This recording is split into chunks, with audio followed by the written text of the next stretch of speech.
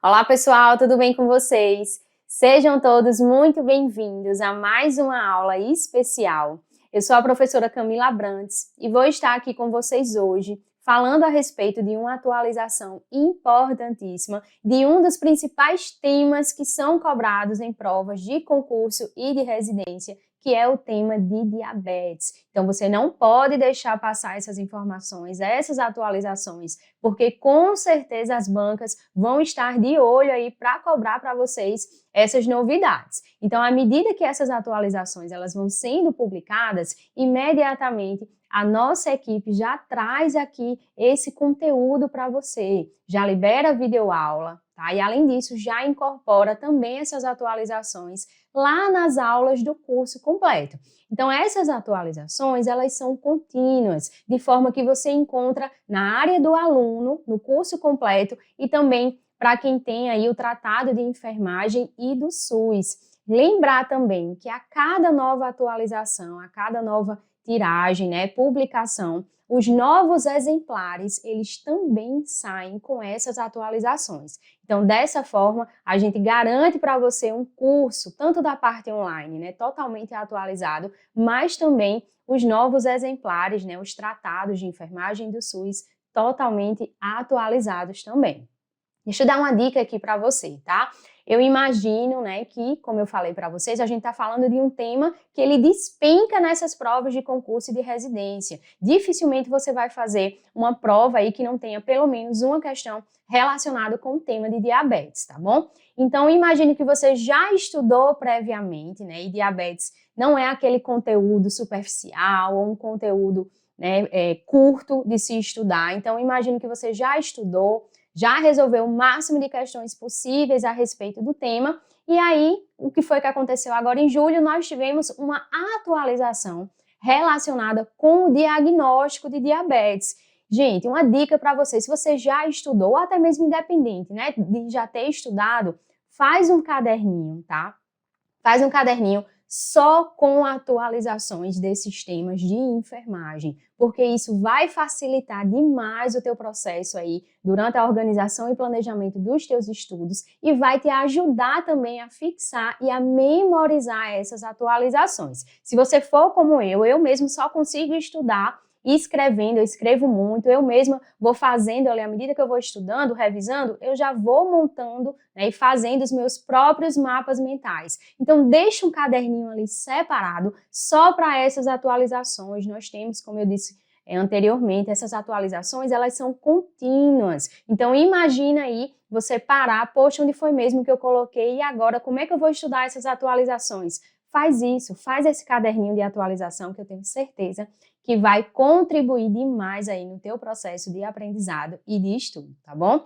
Vamos então falar a respeito dessa atualização e é lógico que a gente vai contemplar também outras informações importantes a respeito do tema. Vamos lá?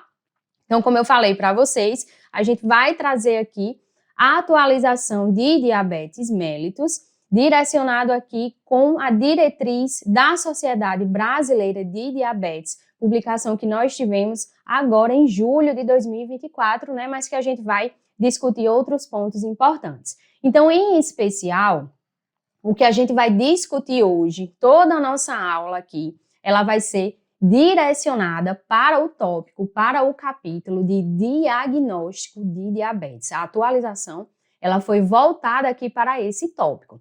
Então, eu aconselho, sugiro que para que você possa estudar melhor a respeito do tema também, basta colocar a Diretriz Brasileira de Diabetes 2024, que você já vai ser direcionado para o site da Sociedade Brasileira de Diabetes, pessoal. E lá você vai encontrar exatamente essas atualizações dessa edição, né? Agora a gente está em 2024, mas nós tivemos também atualizações importantes no ano de 2023 e você vai encontrar os capítulos lá separados, né, de maneira individual. Então, tem o capítulo voltado só para a parte de diagnóstico, né, de classificação e diagnóstico do diabetes. Tem capítulo voltado exclusivamente para o tratamento do diabetes tipo 2 e tratamento da pré-diabetes. Temos capítulo também voltado para o tratamento de diabetes tipo 1, diabetes no idoso, diabetes na gestante, capítulo voltado para complicações, né, manejo das complicações crônicas também. Então, tudo isso vocês encontram lá.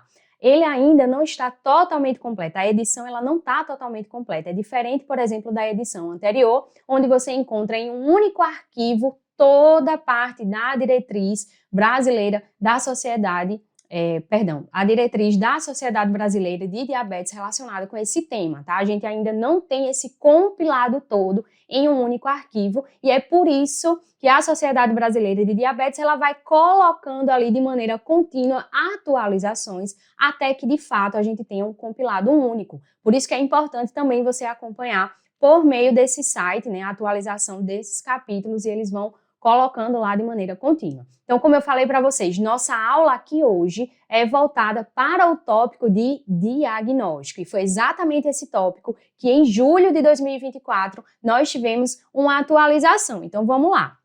A gente vai trazer aqui exatamente as recomendações conforme vocês encontram lá na diretriz, tá? Ela coloca a recomendação e logo abaixo da recomendação ela traz evidências importantes que a gente vai estar discutindo aqui a respeito do tema. Então, primeira recomendação, é recomendado utilizar como critérios de diagnóstico de diabetes a glicemia de jejum, olha, glicemia de jejum, a hemoglobina glicada, a glicemia no teste de tolerância à glicose oral após 1 hora ou a glicemia no teste de tolerância à glicose oral após 2 horas com sobrecarga, né, com a utilização aí sobrecarga de 75 gramas de glicose que é dissolvida em água.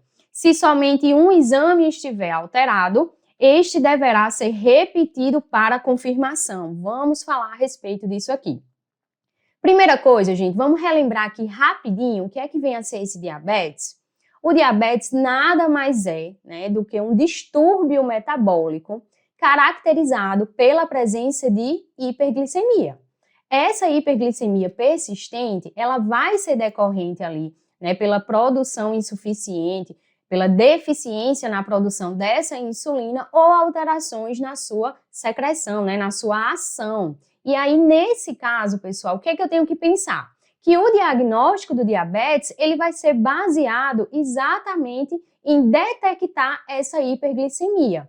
Então, essa recomendação, ela coloca para a gente os testes diagnósticos utilizados para a detecção, então, né, para o diagnóstico do diabetes. Então, a glicemia de jejum, a gente já fala muito a respeito disso, né? As provas cobram demais os valores de referência, o que é que seria considerado como normal e qual valor seria considerado como um critério positivo para o diagnóstico do diabetes. Então, glicemia de jejum maior ou igual do que 126 miligramas por decilitro, de acordo com a referência da Sociedade Brasileira de Diabetes. Além disso, a gente já tem a hemoglobina glicada, né, que a gente discute muito também. E olha só onde foi que a gente encontrou aqui a atualização, gente. Está relacionado com o teste de tolerância, tá? O teste de tolerância à glicose oral, que se vocês já estudaram, já deram uma olhada nesse conteúdo, vocês viram que aquela famosa tabela, né, que traz os testes, coloca os testes que são utilizados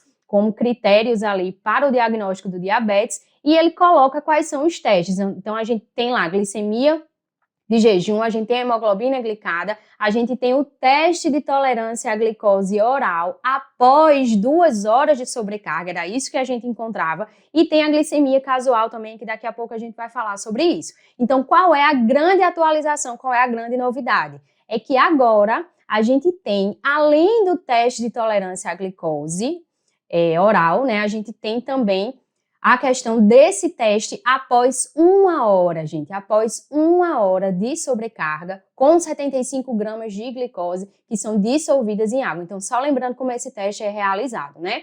Então, o paciente, ele tem ali uma coleta, né, uma amostra de sangue previamente à ingestão dessas 75 gramas de glicose dissolvidas em água e após o período, que antes era apenas após um período de 2 horas, né, ele fazia uma nova coleta de amostra para determinação dessa glicose, né, dessa glicemia. E aí, nesse caso, agora a gente já tem essa novidade, né? Houve aí uma reunião de experts, de um comitê de experts da fundação, da Federação, na verdade, Internacional de Diabetes, que ele reavaliou, na verdade, a acurácia e a aplicabilidade do teste de tolerância à glicose oral após 1 hora.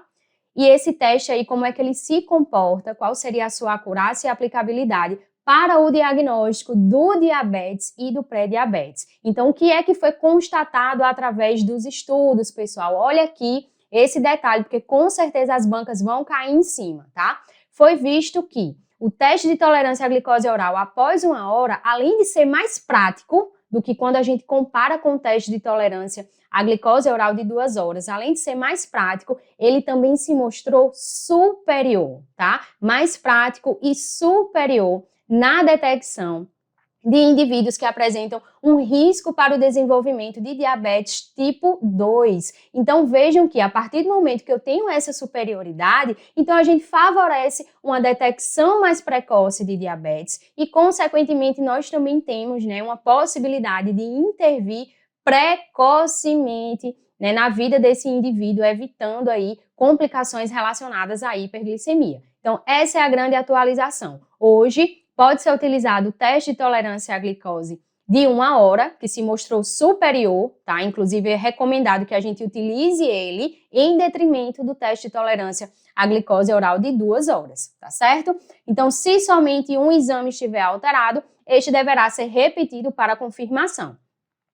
Na presença de sintomas típicos de hiperglicemia, é recomendado que o diagnóstico seja estabelecido quando houver uma glicemia plasmática ao acaso maior ou igual a 200 miligramas por decilitro. Então, só lembrando, né, quando a gente fala aqui a respeito de sintomas típicos, pessoal, isso aqui já tem que acender aí na cabecinha de vocês aqueles 4 P's relacionados com as manifestações clínicas. Isso aqui despenca, tá? Quais são os 4 P's? Polifagia, tá? Polifagia, poliúria, polidipsia e perda de peso inexplicada. Então, manifestações típicas, lembra dos 4 P's. Mas, além disso, a diretriz também coloca, vou até mostrar aqui para vocês, tá? Depois eu volto no slide. Ela coloca aqui, ó, sinais e sintomas típicos de hiperglicemia, como a gente viu, os 4 P's, que é a poliúria, polidipsia, polifagia e perda de peso inexplicada. E além disso, coloca aqui como desidratação também. Então, nós temos sinais e sintomas típicos e nós temos sinais e sintomas sugestivos de hiperglicemia. Aqui a gente encontra a noctúria, a visão turva, o cansaço, infecções recorrentes, como é o caso de candidíase e periodontite, má cicatrização de feridas, e a albuminúria, transitória em pacientes com diabetes tipo 1 com menos de 5 anos de doença. Então, esses aqui são sinais e sintomas sugestivos. Cuidado aí agora nessas provas, porque a partir do momento que a diretriz coloca aí separado sinais e sintomas típicos e sugestivos, não que a gente já não tenha estudado previamente pela outra diretriz ou até mesmo pelo manual do Ministério da Saúde, que até hoje, apesar de ser, né, bem mais antigo, mas até hoje é bastante cobrado aí por essas bancas. Não que a gente não tenha estudado, pessoal, mas agora, quando a gente tem aí essas recomendações, com certeza é um potencial para que as bancas possam colocar aí para você, né, sinais e sintomas típicos que a gente já sabe, mas coloca ali os sugestivos com o intuito de tentar confundir a cabeça do aluno. Então, fiquem ligados em relação a isso. Então, voltando, né, na presença de sintomas típicos, é recomendado que o diagnóstico seja estabelecido quando houver uma glicemia ao acaso maior ou igual do que 200 miligramas por decilitro. Quando indicada a realização do teste de tolerância à glicose oral, é recomendado o uso do teste após 1 hora para o diagnóstico de diabetes tipo 2 e detecção de pré-diabetes, por ser superior e mais prático do que o teste de tolerância à glicose oral após 2 horas de sobrecarga. Gente, isso aqui, cuidado, vou até colocar aqui, ó, cuidado, não vou nem colocar cuidado, vou colocar atenção, tá?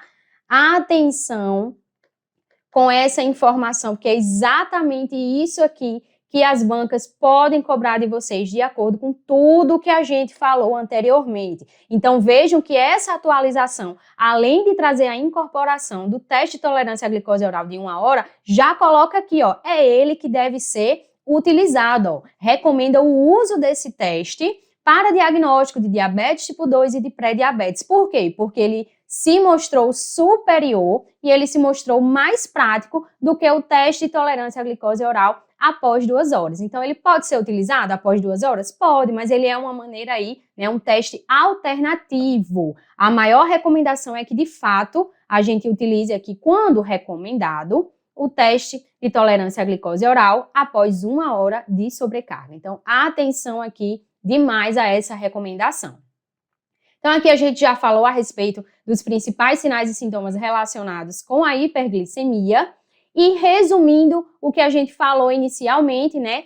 A gente traz aqui para vocês os critérios laboratoriais para o diagnóstico de diabetes e para o diagnóstico de pré-diabetes. Essa tabelinha aqui, ó, é exatamente essa tabelinha que você estudou anteriormente, mas que agora a gente vai trazer ela de maneira atualizada. Isso aqui, gente, você tem que dormir olhando para essa tabela, tá? Porque a chance de cair na prova agora é grande. Principalmente as bancas, né, como FGV, como VUNESP. A VUNESP, inclusive, já cobrou atualização relacionada com metas no tratamento do diabetes, né, na prova aí em 2023, pessoal. Então, as bancas ficam de olho, sim, nessas atualizações. Ainda mais um tema que é tão cobrado. Do jeito que a gente fala que a gente tem que prestar muita atenção naquela tabelinha ali da classificação da hipertensão arterial sistêmica, essa tabela aqui que traz os valores, né, os critérios de diagnóstico para diabetes, isso aqui também tem que estar na cabeça de vocês, tá? Então, o que é que a gente viu? A gente viu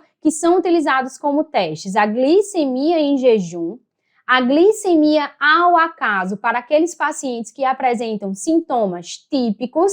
Nós temos agora a incorporação, olha, tá aqui a novidade, tá? Novidade agora nos critérios diagnósticos, que eu vou passar a aula todinha falando isso para vocês. Então, a novidade é exatamente a glicemia de 1 hora no teste de tolerância à glicose oral, permanecendo aqui o teste, né, relacionado com a glicemia de 2 horas, e nós temos também a hemoglobina glicada, né, que ela refere ali valores glicêmicos dos últimos 3 a 4 meses. Então, o que é considerado normal? O que a gente espera? Uma glicemia de jejum abaixo de 100 mg por decilitro, uma glicemia de 1 hora no teste de tolerância à glicose oral abaixo de 155, isso aqui é o normal, tá, pessoal? O ponto de corte para a gente falar aí que são valores normais, abaixo de 155, glicemia no teste aqui 2 horas, né, no teste de tolerância à glicose oral abaixo de 140 e uma hemoglobina glicada, o normal é que ela seja aí abaixo de 5,7%.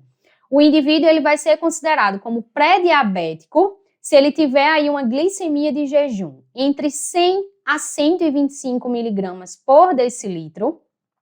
Pré-diabético se ele apresentar uma glicemia de 1 hora no teste de tolerância à glicose oral, variando entre 155 a 208. Se for o teste de 2 horas, nesse caso aqui, glicemia variando entre 140 a 199 e uma hemoglobina glicada variando entre 5,7 a 6,4%. Critério agora para o diagnóstico, gente. Atenção, vou colocar aqui também, ó. Atenção em relação a esses valores. O indivíduo ele é considerado aí, né, como um teste positivo para o diabetes quando ele apresenta uma glicemia de jejum maior ou igual do que 126 miligramas por decilitro. Falamos sobre isso. Glicemia ao acaso, né, quando o indivíduo ele tem os sintomas típicos, maior ou igual do que 200. E olha aqui a novidade, considerado como o indivíduo, né, com diabetes, para o diagnóstico de diabetes, o ponto de corte da glicemia de 1 hora no teste de tolerância à glicose oral, uma glicemia maior ou igual do que 209. Enquanto o teste de glicemia, né, 2 horas, após aí a sobrecarga com 75 gramas de glicose, aqui os valores permanecem maiores ou iguais a 200 miligramas por decilitro e a hemoglobina glicada maior ou igual do que 6,5%. Então, percebam que agora a novidade traz aqui pra gente o teste de tolerância à glicose oral após 1 hora, gente. O que é que vai ser considerado aqui como valores? O indivíduo, para ele ser ali, né, detectado como pré-diabético, são valores desse exame aqui, desse teste, acima de 155 miligramas por decilitro, mais automaticamente, né, acima de 55, mais abaixo de 209. Então, varia entre 155 e 208 miligramas por decilitro. Por quê? Porque se o valor desse teste após 1 hora for maior ou igual do que 209 miligramas por decilitro, então aqui já é considerado como diabetes, tá bom? Diabetes. Então, muita atenção em relação a esses valores, a esse teste que foi incorporado aqui como critério diagnóstico do diabetes. Então, resumindo o que a gente viu na tabela, é recomendado utilizar como critérios de diagnóstico do diabetes glicemia em jejum maior ou igual do que 126 miligramas por decilitro, hemoglobina glicada acima de 6,5%, glicemia no teste de tolerância à glicose oral após 1 hora maior do que 209, maior ou igual, né, do que 209 miligramas por decilitro, ou glicemia no teste de tolerância à glicose oral após 2 horas, com valores maiores ou iguais do que 200 miligramas por decilitro. De novo, se somente um exame estiver alterado, este deverá ser repetido para confirmação. Então, resumindo essa tabela aqui, quando a gente fala dos critérios que de fato fecham o diagnóstico para diabetes, são esses valores que a gente vai considerar. Muito importante isso aqui, tá, gente? Muito importante mesmo, muito cobrado. Então, vamos seguir aqui com as recomendações. Outra recomendação. É recomendado o rastreamento de diabetes tipo 2 para todos, tá? Todos os indivíduos com idade maior ou igual a 35 anos e para adultos com sobrepeso ou obesidade, que tenham pelo menos um fator de risco adicional para o diabetes tipo 2 e ou que apresentem um find risk alto ou muito alto. E ele traz aqui para a gente a tabela de indicações para rastreamento de diabetes em adultos assintomáticos. Pessoal, essa tabelinha aqui também é muito cobrada, tá? Várias bancas, várias questões abordam isso. Quais são os critérios considerados para o rastreamento de indivíduos, né? Para o diabetes tipo 2, indivíduos assintomáticos. Então, nós temos aí, mais uma vez, a ênfase nessa diretriz que coloca a respeito dessa recomendação. Todos os indivíduos que apresentam idade maior ou igual do que 35 anos já deve ocorrer o rastreamento. Por quê? Porque os estudos já mostram a prevalência do diabetes tipo 2 em pessoas com 35 anos e essa prevalência aumenta com a idade, por isso que é importante. Mas esse rastreamento também deve ocorrer, por exemplo, em pessoas que tenham a idade abaixo de 35 anos, mas em compensação são adultos obesos, adultos com sobrepeso, que apresentam pelo menos um fator de risco que a gente vai mostrar aqui, um fator de risco adicional, ou então, né, um find risk que a gente vai discutir também, sendo considerado como alto ou muito alto. Então vamos lá, indicações para o rastreamento de diabetes tipo 2 em adultos assintomáticos. Idade acima de 35 anos, isso aqui é universal, tá? É para todo mundo.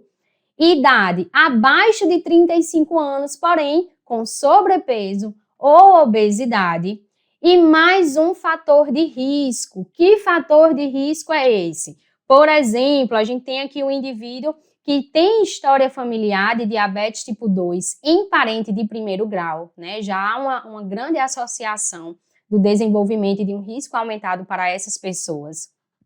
História de doença cardiovascular, hipertensão arterial, HDL abaixo de 35 miligramas por decilitro, triglicerídeos acima de 250 miligramas por decilitro, síndrome de ovários policísticos, acantose nigricans. Essa acantose aqui, ó, o que é que você vai lembrar?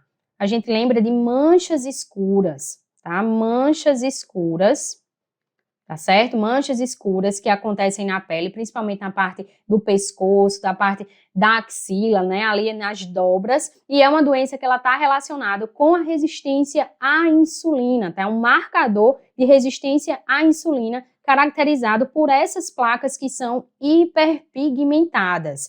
Então, vamos lá. Além disso, outro fator de risco é o sedentarismo. Então, lembra, idade abaixo de 35 anos, com sobrepeso ou obesidade, que apresenta pelo menos um desses fatores de risco. Além disso, pré-diabetes com exame prévio, diabetes gestacional ou recém-nato grande para a idade gestacional, e aqui nós temos o Find Risk, que é considerado aqui, né, a partir da pontuação, classificado como alto ou muito alto. Esse Find Risk aqui, pessoal, nada mais é do que um questionário que ele é voltado para o rastreamento, para a estratificação de risco de pessoas que apresentam risco, na verdade, para desenvolver o diabetes. Então, esse questionário aqui, inclusive, ele é recomendado pelo Ministério da Saúde. Vem comigo aqui conferir o que é que esse questionário vai abordar. Então, como eu falei para vocês, é um questionário que vai avaliar o risco do indivíduo desenvolver o diabetes tipo 2. Então, por exemplo, né, ele vai avaliar a questão da idade, né, uma idade abaixo de 45 anos, entre 45 e 54, entre 55 e 64, acima de 64. Cada um dos itens apresenta uma determinada pontuação. Vai avaliar o IMC. Então, IMC abaixo de 25, entre 25 e 30, acima de 30. Circunferência da cintura medida abaixo das costelas, né, geralmente na altura do umbigo. E essa circunferência, ela é diferente, né, os valores para homens e para mulheres. Vai investigar aqui também, né, se já houve, se já tomou regularmente algum medicamento para a pressão alta, porque a gente sabe que existe uma relação entre o diabetes e a hipertensão, entre doença cardiovascular de maneira geral. Alguma vez você já apresentou glicose alta no sangue, por exemplo, um exame médico de rotina, durante uma doença ou durante a gravidez? Algum membro de sua família ou parente próximo já foi diagnosticado com diabetes, seja diabetes tipo 1 ou diabetes tipo 2? E aí vai respondendo e colocando a pontuação. Você pratica pelo menos 30 minutos de atividade física diária no trabalho e ou durante o horário de lazer, incluindo atividades diárias normais? Com que frequência você come legumes, verduras, frutas ou grãos? E no total, né, como eu falei para vocês, isso aqui é só a resposta, vou até voltar aqui, ó, a resposta dessa pergunta aqui, questionando, na verdade, sobre a família ou parente próximo, ele coloca aqui, né, sim ou não. Sim, avós, tia, tio, primo de primeiro grau, tá, exceto pai, mãe, irmão, irmã ou filhos. Ou existe aqui uma resposta também específica, se for pai, mãe, irmão, irmã ou filho. Então, pontuação máxima aqui do Find Risk é de 26 pontos. E através disso, através dessa pontuação, vai ser avaliado o risco do indivíduo desenvolver diabetes tipo 2 em 10 anos. Essa classificação aqui, ó, pode ser uma classificação baixa, tá? Um risco baixo, quando ele apresenta uma pontuação menor do que 7. O que é que significa isso? Significa que cerca de 1 em cada 100 pessoas irá desenvolver a doença. Uma pontuação de 7 a 11, isso aqui classifica como um risco levemente elevado. Então, isso significa que cerca de 1 a cada 25 pessoas irá desenvolver a doença. Pontuação variando entre 12 a 14 pontos é um risco moderado. Cerca de 1 a cada 6 pessoas, olha só como diminui, né? A gente está falando 25 pessoas e agora 1 a cada 6 pessoas irá desenvolver a doença. Pontuação de 15 a 20, eu já tenho um risco alto, então cerca de 1 em cada 3 pessoas vai desenvolver a doença. E se for uma pontuação, pessoal, maior do que 20, então é um risco muito alto. Olha só a proporção, cerca de 1 em cada 2 pessoas irá desenvolver a doença. Então, vejam como é importante conhecer e realizar, né, essa estratificação, essa avaliação de risco para o desenvolvimento do diabetes. E o rastreamento, né, pessoal? O rastreamento como um todo é muito importante, porque dessa forma, se a gente faz o rastreamento nessas pessoas que são assintomáticas, né, mas são pessoas que apresentam ali como fator de risco a idade, ou apresentam fatores de risco adicionais, conforme a gente viu, aqui a gente consegue, por meio do rastreamento, detectar, diagnosticar de maneira mais precoce a doença. Então, o tratamento também vai ser feito de maneira mais rápida. Dessa forma, a gente consegue, né, reduzir muito o risco de complicações da doença nesses indivíduos. Ou até mesmo, né, quando não consegue detectar o diabetes, mas a gente consegue avaliar quem são aquelas pessoas que têm uma propensão maior, que têm um risco maior. Então, essa população, essas pessoas, elas podem se beneficiar e muito de estratégias voltadas para a prevenção da doença, como simplesmente mudança no estilo de vida, tá? Mudança no estilo de vida. Por isso que essa recomendação também é muito importante. Continuando, então, com as recomendações. Próxima recomendação. É recomendado utilizar a glicemia de jejum e ou a hemoglobina glicada como primeiros testes de rastreamento de diabetes tipo 2, tá? A escolha deve ser baseada na disponibilidade local para a realização da dosagem de hemoglobina glicada. Gente, isso aqui também, né, tá com cara de prova, tá com cara de ser abordado em questões. Por quê? Porque ele tá dizendo pra gente que quando a gente fala dos primeiros testes que podem ser utilizados para o rastreamento de diabetes tipo 2, quem são esses primeiros testes? Glicemia de jejum e hemoglobina glicada, tá? Glicemia de jejum e hemoglobina glicada. Por quê? Ah, Camila, por que não entrou aí o teste de tolerância à glicose oral após 1 hora, por exemplo, ou após 2 horas? Gente, porque a glicemia de jejum e a hemoglobina glicada são testes que são mais práticos, tá? São testes mais práticos e que se por um acaso a gente tiver uma positividade desses testes, isso aqui evita as pessoas a se submeterem a uma sobrecarga de glicose que é desnecessária. Inclusive é importante, tá? E a própria diretriz coloca pra gente uma nota importante que fala a respeito de que todos esses métodos diagnósticos, eles apresentam limitações, tá? Todos eles apresentam limitações. A glicemia de jejum, por exemplo, né, o próprio nome está dizendo, a gente precisa que o paciente, ele fique em jejum, e além disso é um teste que sofre uma variação, uma influência de condições agudas e que apresenta aí uma redução na taxa de reprodutibilidade quando a gente compara com a hemoglobina glicada. Já o teste de tolerância, né, à glicose, esse teste aqui é um teste que ele é mais desconfortável, né, muito mais desconfortável, e além disso ele precisa de um pouco mais de tempo, ele consome um tempo maior, mas de acordo com a diretriz, né, entretanto, é um teste que oferece uma maior sensibilidade. E o teste da hemoglobina glicada, ela também é um teste que tem limitações. Por quê, pessoal? Porque é um teste que apresenta um maior custo, tá? Um maior custo. Para a realização desse teste, é necessário equipamentos específicos, né? Reagentes também que são mais específicos, que apresentam um alto custo, tá bom? E além disso, a gente precisa que esse teste ele seja realizado mediante uma padronização, seguindo a padronização adequada. Mas o que é importante aqui para vocês fixarem quais são os primeiros testes que são escolhidos para o rastreamento do diabetes tipo 2. Não esquece, hemoglobina glicada e glicemia de jejum, porque são muito mais práticos, tá? E olha só, o ideal é que, vou até colocar aqui para vocês, é que essa glicemia de jejum, tá? Glicemia de jejum e hemoglobina glicada, o ideal é que esses testes eles devem ser realizados de maneira simultânea, tá?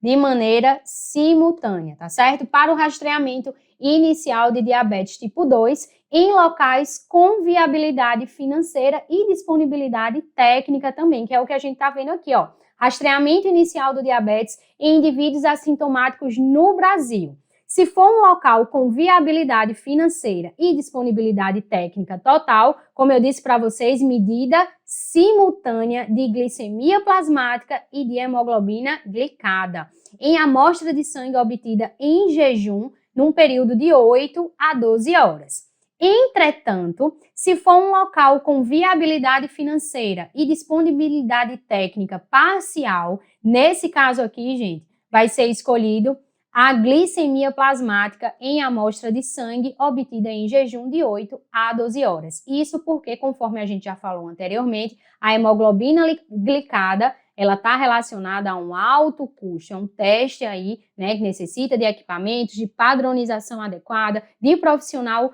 treinado e, por conta disso, precisa ser avaliado essa viabilidade financeira e disponibilidade técnica. Inclusive, isso aqui já foi questão de prova, tá? Já foi questão de prova. Então, muita atenção. Seguindo aqui para as próximas recomendações.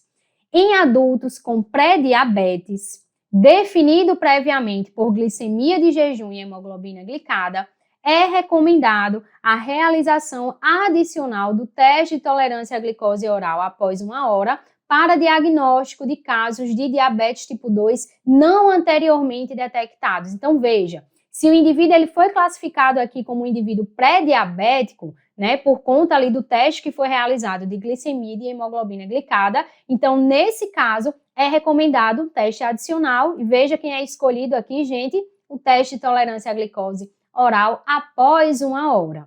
E aqui a gente vai avaliar aqueles valores, né, de corte, aquela pontuação de corte. Se maior ou igual do que 209 miligramas por decilitro, a gente já considera como um critério para diabetes. E esse indivíduo, ele entra para o critério de pré-diabetes se esse valor do teste de tolerância à glicose oral, após 1 hora, variar entre 155, tá? Acima de 155, mais abaixo de 209. Então, variando entre 155 e 208 miligramas por decilitro. Simbora para a próxima recomendação. No rastreamento do diabetes tipo 2, se houver glicemia de jejum menor do que 100 miligramas por decilitro e hemoglobina menor do que 5,7 em pessoas com 3 ou mais fatores de risco, ou um find risk alto ou muito alto, é recomendado também realizar o teste de tolerância à glicose oral de 1 hora para complementar a investigação de diabetes e de pré-diabetes. Isso aqui é porque as evidências mostraram, né, que pessoas sem critérios para diabetes ou pré-diabetes, veja que ele está dizendo, ó, gente, glicemia de jejum menor do que 100, isso aqui é normal. Tá normal. Hemoglobina glicada menor do que 5,7, a gente já viu que isso aqui são valores normais, tá? Ou seja, não tem critério para diabetes e pré-diabético. Entretanto, é recomendado, né, que se essa pessoa ela tiver 3 ou mais fatores de risco que a gente viu naquela tabela, ou a partir daquela avaliação, daquela estratificação, ela foi classificada como um find risk, né, alto ou muito alto, nesse caso é recomendado fazer de maneira adicional o teste de tolerância à glicose após 1 hora. E por que houve aqui essa recomendação? Porque, na verdade, foi visto, né, que essas pessoas que apresentam alteração nesse teste aqui são pessoas que apresentam um estágio intermediário de disfunção metabólica. Então, mais uma vez, a gente cai aqui nas recomendações, cuja finalidade é detectar essas condições previamente. Detecção precoce, tratamento precoce e, além disso, estratégias para prevenção, tá? E orientação a respeito da doença, tá certo, pessoal? Agora, vamos pensar aqui que é o mesmo indivíduo, tá? Que ele apresenta glicemia de jejum menor do que 100, ou seja, tá normal. Ele também apresenta hemoglobina glicada menor do que 5,7, então tá normal. Entretanto, diferente da população que a gente falou anteriormente, são pessoas com menos, tá? Com menos de 3 fatores de risco, cuja avaliação também, né, de risco para diabetes tipo 2, através de um find risk, foi classificado aqui como baixo ou moderado. Então, nesse caso aqui, não é recomendado, olha o detalhe, não é recomendado realizar testes adicionais para a detecção de diabetes tipo 2 ou de pré-diabético. Porque nesse caso aqui, né, pessoas com baixo risco de diabetes, né, e glicemia de jejum normal, hemoglobina glicada normal, o comitê ele classifica como um perfil glicêmico normal, tá? Perfil glicêmico normal. Por conta disso, não há necessidade da realização de testes adicionais. Então, com base nisso, né, a diretriz coloca para a gente a frequência de rastreamento do diabetes a depender dessas situações clínicas. Então, por exemplo, pessoas sem sintomas e com apenas um exame preenchendo critérios para o diabetes. A frequência do rastreamento tem que ser semestral. Pessoas com pré-diabetes confirmada, já confirmada, então rastreamento anual. Pessoas com exames normais, a gente viu agora isso, ó, pessoas com exames normais, mas olha o detalhe, ela tem pelo menos 3 fatores de risco adicionais para o diabetes tipo 2, então o rastreamento deve ocorrer também de maneira anual. Pessoas com exames normais, com find risk alto ou muito alto, falamos disso também, ó. Frequência anual. Pessoas com exames normais, mas que apresentam menos do que 3 fatores de risco, falamos sobre isso, né? O baixo risco para desenvolver diabetes mellitus, então aqui o rastreamento, a frequência é trianual. E pessoas com exames normais e com find risk de leve a moderado, trianual também. Vamos resumir, então, todas essas informações que a gente viu em um algoritmo que vai falar a respeito do rastreamento de diabetes tipo 2. Olha, resumindo tudo aqui, tá? Quem é que recomenda, na verdade, né, a população que é recomendado para o rastreamento de diabetes tipo 2 em adultos assintomáticos? Para quem é que serve essa recomendação? Nós vimos adultos com idade maior ou igual do que 35 anos ou idade abaixo de 35 anos, mas que ele apresenta o excesso de peso ou mais de um fator de risco para diabetes, ou idade abaixo de 35 anos, mas ele teve uma classificação no Find Risk de alto ou muito alto. Então, para essa população está recomendado o rastreamento do diabetes tipo 2. O que é que vai ser utilizado para esse rastreamento? Nós vimos, ó, primeiros testes que são utilizados, glicemia em jejum, tá? E a hemoglobina glicada. Se a glicemia em jejum for maior ou igual do que 126 mg por decilitro e a hemoglobina glicada maior ou igual do que 6,5, então segue aqui essa setinha, ó. Automaticamente a gente já tem aqui o diabetes confirmado. Então, é importante recomendar mudanças no estilo de vida e iniciar o tratamento farmacológico.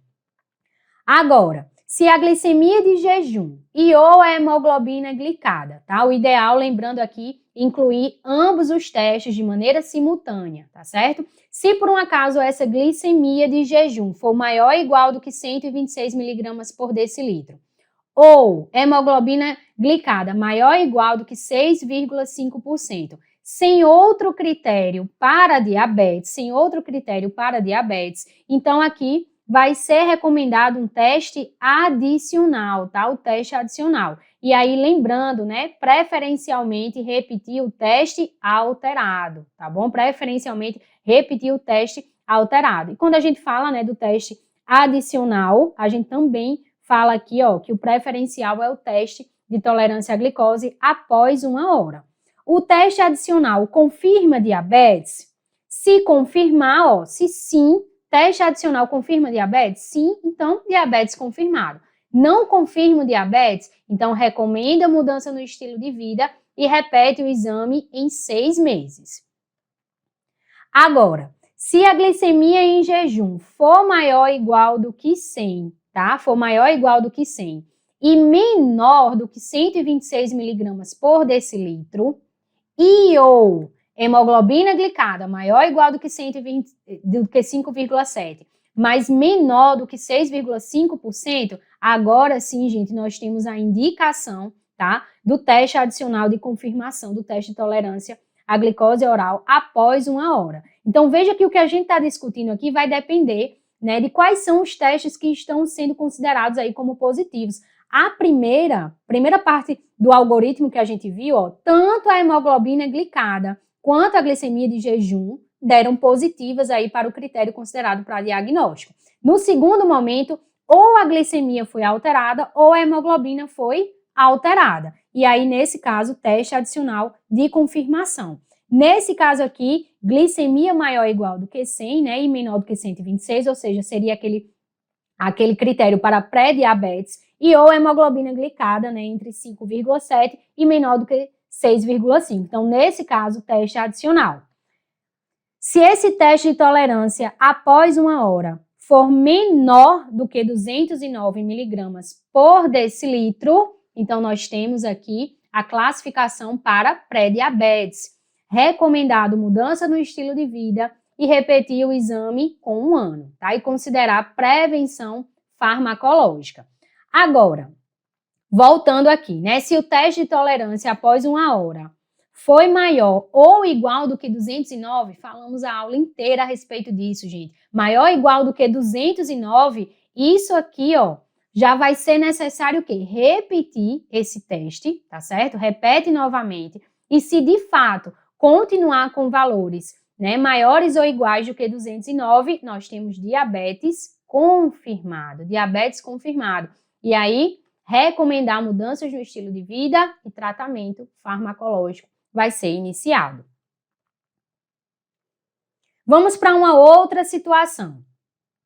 Glicemia de jejum menor do que 100, tá? Glicemia de jejum menor do que 100 miligramas por decilitro e hemoglobina abaixo de 5,7%, ou seja, isso aqui são valores normais, tá? Isso aqui é o normal que a gente espera para a glicemia e o normal que a gente espera aí para a hemoglobina glicada. O que é que vai fazer diferença se ele tem fator de risco associado e como é que está a avaliação de risco desse paciente? Então, por exemplo, se esse paciente apresenta aqui esses exames, tá? Esses exames, mas ele apresenta, né, mais do que 3 fatores de risco, né, mais ou igual, né, a 3 fatores de risco, ou então apresenta um find risk alto ou muito alto, teste adicional. Então, mais uma vez, quem é o teste escolhido?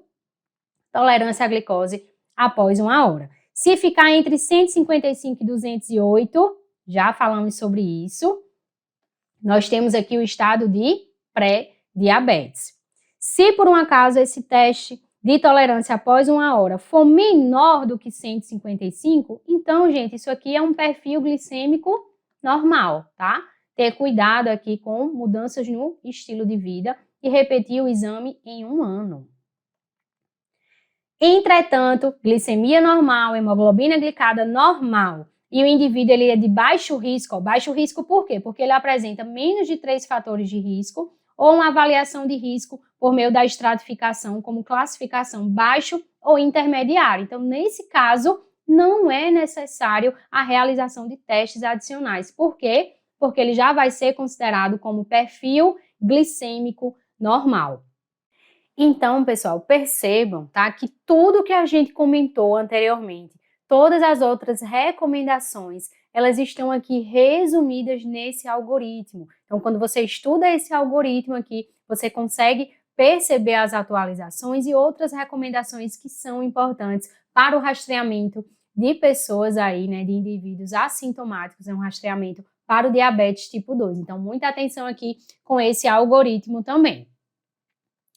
Dando continuidade com as recomendações, é recomendado fazer o rastreamento para diabetes nos indivíduos que apresentam comorbidades relacionadas ao diabetes secundário, como endocrinopatias e doenças pancreáticas, com infecção pelo HIV, né? A gente sabe, por exemplo, que algumas drogas antirretrovirais, elas acabam favorecendo a questão da resistência à insulina, por exemplo, ou na vigência de condições frequentemente associadas ao diabetes, como é o caso aqui da doença hepática esteatótica metabólica. Importante a gente conversar sobre isso, tá, pessoal? Então, na vigência de causas secundárias, né, causas aí que podem levar ao diabetes, vai ocorrer o rastreamento, né? É recomendado que haja o rastreamento em todas essas pessoas, em todos esses indivíduos que apresentam essas causas, né, possíveis causas secundárias de diabetes.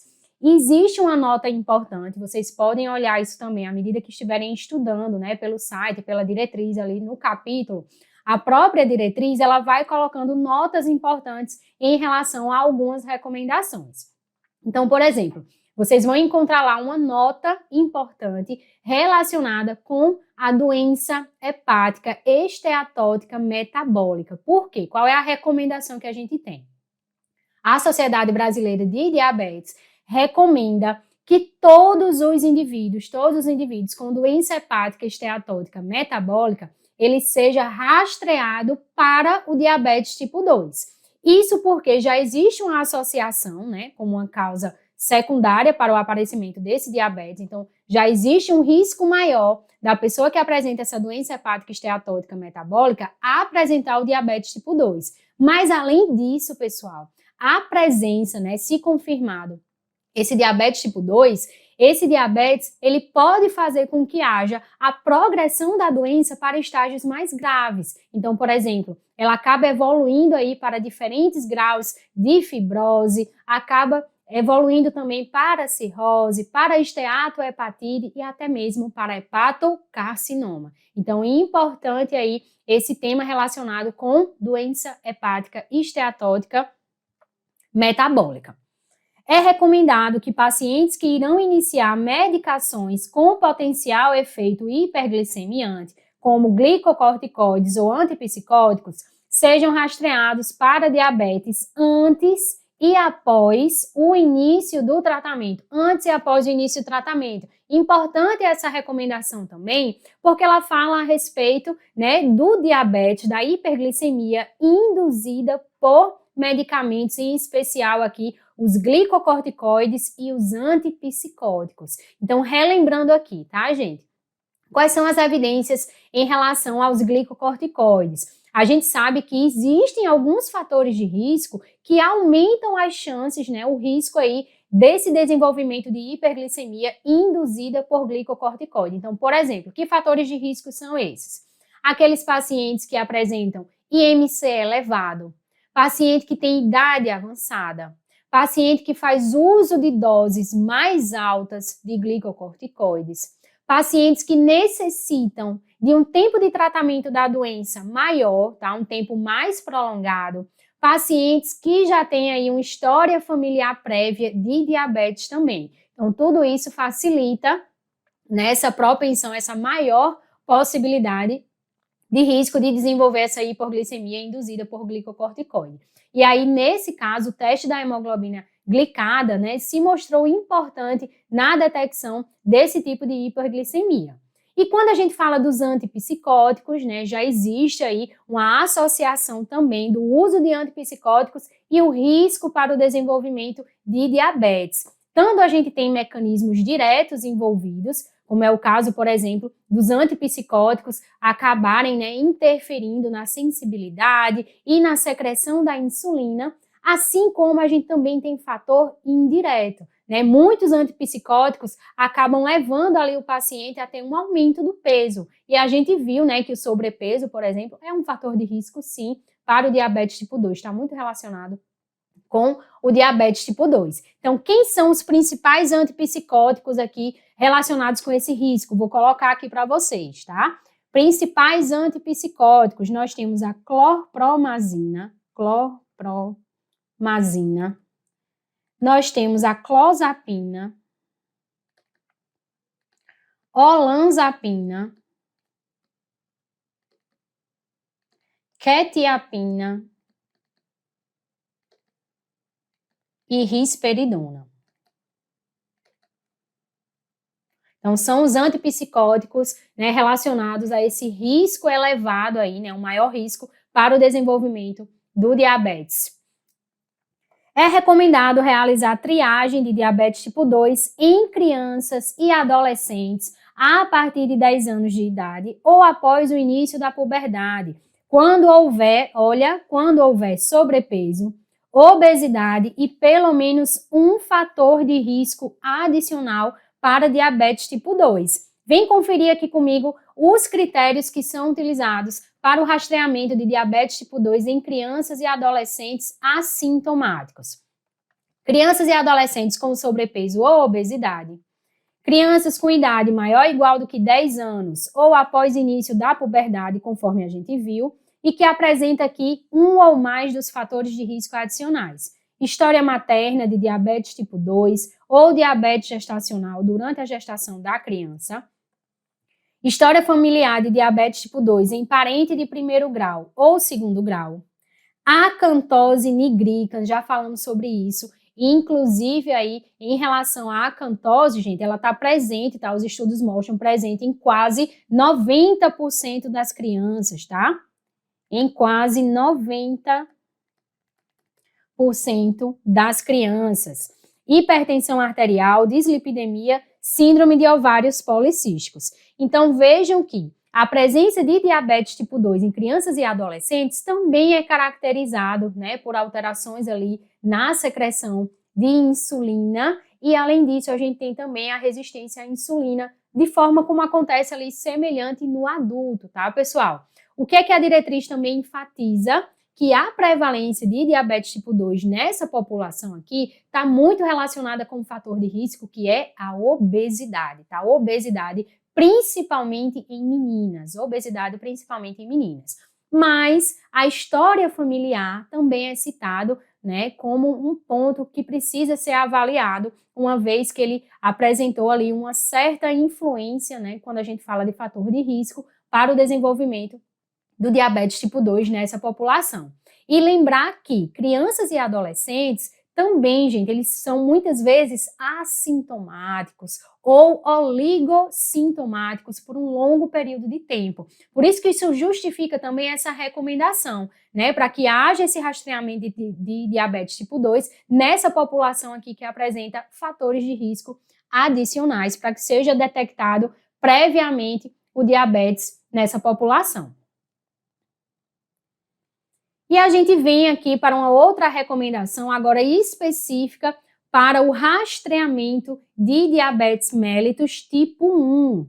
Então, o rastreamento com dosagem de autoanticorpos, olha a diferença, gente. Antes a gente só estava falando, é recomendado, é recomendado, é recomendado. Nesse caso aqui, rastreamento, tá? Com dosagem de autoanticorpos pode ser considerado, tá? Pode ser considerado em familiares de primeiro grau de pessoas com diabetes tipo 1. E a gente lembra que esse diabetes, ele se desenvolve a partir de 3 fases, que é a fase 1, onde apresenta como característica 2 ou mais anticorpos positivos, porém sem alterações glicêmicas, né? O paciente é assintomático.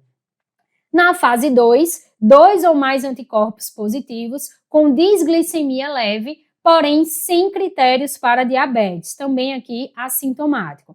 E a fase 3, anticorpos positivos, porém aqui com hiperglicemia, com critérios para diabetes, já é o paciente sintomático. Então, essa recomendação aqui de rastreamento pode permitir identificar potenciais candidatos à inclusão em estudo clínico destinado à prevenção ou atraso do diabetes aqui na fase 3, onde a gente encontra, né, anticorpos positivos e critérios já para diabetes.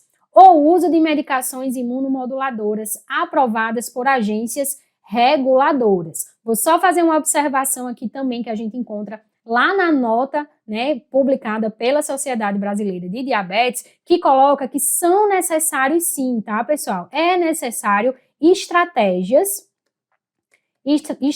conforme a gente está vendo aqui, estratégias, né, para o rastreamento de diabetes tipo 1 em fases pré-clínicas na população. Entretanto, ainda não temos dados suficientes para recomendar esse rastreamento universal no Brasil. Por quê? Porque isso, gente, demanda alto custo, tá? Isso é alto custo. Além disso, isso deve levar em consideração a incidência da doença na população e, além disso, nós temos aí uma ausência de medicações imunomoduladoras que são aprovadas pela Anvisa. Então, por conta disso, a gente ainda não tem aí, né, por falta de fato de dados, né, mais robustos, a gente ainda não tem uma estratégia para rastreamento universal aqui no Brasil. Então, resumindo, né, um resumão aqui, um slide, resumão das recomendações para o diagnóstico, que foi que a gente discutiu aqui em detalhes para vocês. Que os testes laboratoriais para o diagnóstico de diabetes, eles devem ser realizados nos seguintes indivíduos, pessoas com sintomatologia, né, sugestiva de diabetes, indivíduos assintomáticos com risco aumentado de desenvolver diabetes, falamos sobre isso, né, idade maior ou igual do que 35 anos, ou adultos abaixo de 35 anos, mas que têm fatores de risco importantes e tem um finding risk ali alto ou muito elevado. Antes e após o início de medicações com efeito hiperglicemiante, falamos sobre isso, né, são os glicocorticoides e antipsicóticos, comorbidades relacionadas ao diabetes secundário, endocrinopatias, doenças pancreáticas, infecção pelo vírus da imunodeficiência humana e doença hepática esteatótica metabólica. Crianças e adolescentes com idade maior ou igual do que 10 anos ou após o início da puberdade, com sobrepeso, obesidade, né, apresentando fator de risco para diabetes tipo 2, e nós vimos que pode ser recomendado o rastreamento para o diabetes tipo 1, né, em familiares de primeiro grau de pessoas com diabetes tipo 1, com dosagem de alto anticorpos. Então, resumindo aqui para vocês todas as recomendações que a gente discutiu em detalhes. E para a gente finalizar a nossa aula de hoje, né, falar um pouquinho a respeito de metas no tratamento do diabetes. Isso aqui, gente, foi uma atualização que nós tivemos, né, no ano de 2023 e que já foi cobrado, sim, nessas provas. Então, quando a gente fala a respeito do paciente diabético, é muito importante ter em mente que o controle, esse controle glicêmico, ele deve ocorrer com base em metas individualizadas, tá? E aqui a gente vai trazer essas metas de acordo com 5 situações, né? Considerando o indivíduo adulto, o idoso, tá? Adulto, idoso e criança. Vem comigo aqui verificar quais são as metas para o controle glicêmico de acordo com esses pacientes. Então, vejam. Pacientes com diabetes tipo 1 ou diabetes tipo 2. Hemoglobina, olha a meta aqui, ó, hemoglobina glicada, abaixo de 7. Glicemia de jejum e pré-prandial, entre 80 e 130 mg por decilitro. Glicemia 2 horas pós-prandial, menor do que 180. Glicemia ao deitar, 90 a 150. Aqui a gente tem valores relacionados a tempo no alvo, tá? Tempo no alvo, de 70 a 180 mg por decilitro, valores acima de 70%, tempo de hipoglicemia menor do que 70 mg por decilitro, abaixo de 4%, e tempo de hipoglicemia, né, abaixo de 54, vixe Maria, abaixo de 54 mg por decilitro, isso aqui tem que estar abaixo de 1%. O idoso, a gente já vai classificar o idoso em idoso saudável, idoso comprometido e idoso muito comprometido. Isso aqui, pessoal, essa classificação vai levar em consideração a presença de comorbidades. Então, por exemplo, quando a gente fala de idoso saudável, é aquele idoso, né, que ele não apresenta muitas comorbidades crônicas e que ele apresenta ali um estado funcional e estado cognitivo preservado. Já o idoso comprometido, ele apresenta múltiplas comorbidades crônicas, tá? Quando a gente fala dessas comorbidades, por exemplo, é a questão da presença do AVC, tá? De uma insuficiência cardíaca, de uma depressão grave, de doença de Alzheimer. Além disso, a gente também tem a presença do câncer, que pode ser considerado também quando a gente fala dessas comorbidades. Além disso aqui, ó, idoso comprometido, o estado funcional, ele já tem um comprometimento, tá? De leve a moderado, assim como um comprometimento também cognitivo moderado. Já o idoso, que a gente considera ali como idoso muito comprometido, tá? O idoso muito comprometido, o próprio nome já está dizendo. Aqui eu já tenho a presença, né, de uma doença terminal e um estado funcional e cognitivo com comprometimento grave. É claro que a gente está trazendo aqui conceitos genéricos, né? Porque nem sempre o idoso ele vai estar totalmente, né, apresentando critérios que possam dizer, poxa, é um idoso frágil, é um idoso muito comprometido. Não, isso aqui é de uma maneira genérica para que a gente possa avaliar aqui essas metas no tratamento do diabetes. Então, ó, idoso saudável, hemoglobina glicada, abaixo de 7,5, glicemia de jejum e pré-prandial, 80 a 130, glicemia 2 horas pós-prandial, abaixo de 180, glicemia ao deitar 90 a 150. Em relação ao tempo no alvo, tá? De 70 a 180 miligramas por decilitro, é um tempo acima de 70%, tempo de hipoglicemia abaixo de 4%, né? Uma hipoglicemia abaixo de 70%, quando é um tempo de hipoglicemia abaixo de 54 miligramas por decilitro, então a gente já tem aqui abaixo de 1%, tá? Eu vou falar aqui desses principais, que são esses que estão na parte superior da tabela. Idoso muito comprometido, hemoglobina glicada abaixo de 8, glicemia de jejum e pré-prandial entre 90 e 150, glicemia 2 horas pós-prandial menor do que 180 miligramas por decilitro e uma glicemia ao deitar entre 100 a 180 miligramas por decilitro. Idoso muito comprometido, né? Glicemia de jejum entre 100 e 180, glicemia ao deitar 110 a 200 miligramas por decilitro. E se for a população criança e adolescente, ó, metas, hemoglobina glicada abaixo de 7, glicemia de jejum e pré-prandial entre 70 e 130 miligramas por decilitro, glicemia 2 horas pós-prandial, menor do que 180 e glicemia ao deitar, entre 90 e 150. Ah, Camila, mas isso aqui não cai não, mulher, isso aqui, vou nem olhar para isso, muita informação não vai cair. Não vai cair? Olha só essa questão aqui, ó, banca VUNESP de 2023. Ao elaborar o plano de cuidados de um idoso diabético comprometido, portador de insuficiência cardíaca congestiva compensada, em consonância, olha, em consonância com a diretriz da Sociedade Brasileira de Diabetes, atualizada em 2023, a questão foi de 2023, né, mas como a gente viu, já temos mais atualizações a respeito do tema.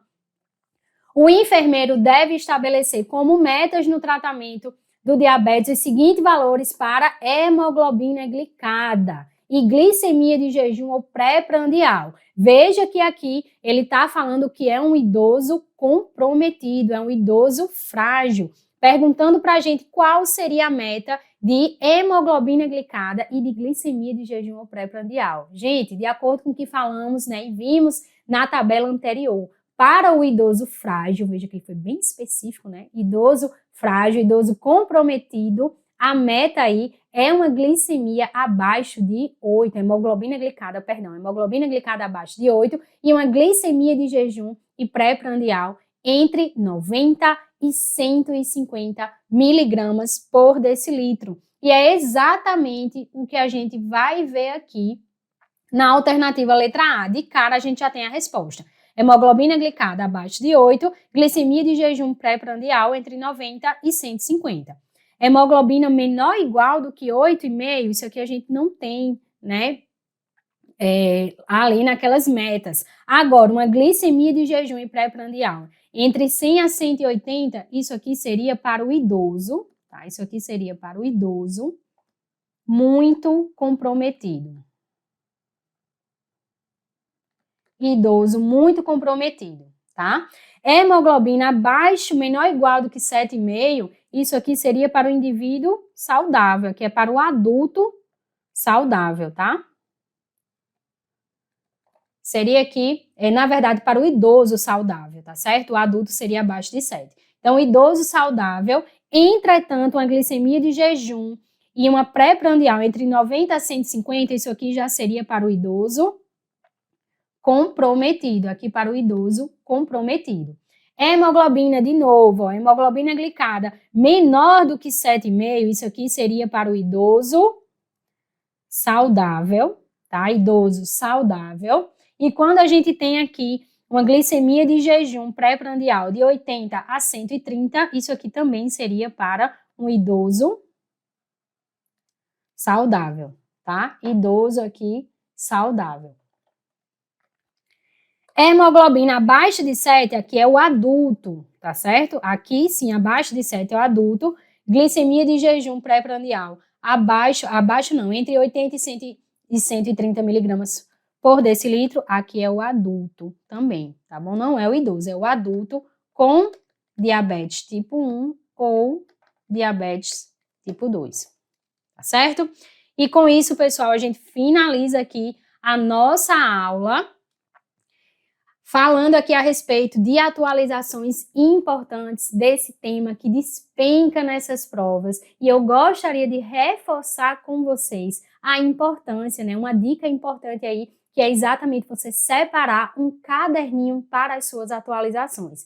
Camila, poxa, nunca fiz isso, será que eu consigo? Com certeza, pessoal. Já coloca como meta, inicia aqui a atualização com diabetes e vai colocando, né, outras possíveis atualizações que a gente tem aí de maneira contínua. Então, vai colocando e vai enriquecendo, né, esse seu caderninho, que eu tenho certeza que vai te ajudar no teu processo aí de estudos, de aprendizagem, de fixação de conteúdo e de memorização também. Espero que vocês tenham gostado e a gente se encontra em uma próxima aula. Até mais. Estuda, tá, pessoal? Estuda que a vida muda.